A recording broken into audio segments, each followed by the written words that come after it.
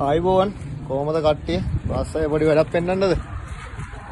අපි මේ ඩිමෝ බට්ටි එකක් ගලවලා තියෙන්නේ. බාස්සය බට්ට වගේ රින් ගන්න මේ යට.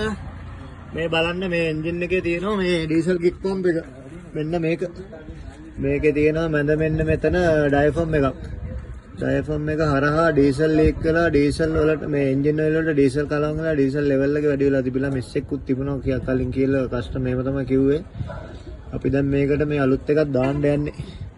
මේ තියෙන කික් පම්ප් එක. මේක අපි කලින් රිපෙයාර් කරලා ටික දවසක් දෙව්වා.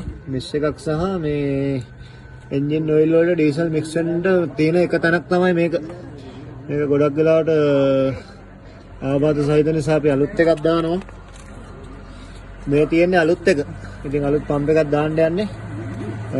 බාස්සගේ channel එක subscribe කරලා තියාගන්න. channel එක like කරන්න. notification එකට අනිවාර්යෙන්ම bell icon එක click කරලා තියාගන්න. videos එයි. එහෙනම් ජය වේවා. හැමෝටම ජය වේවා.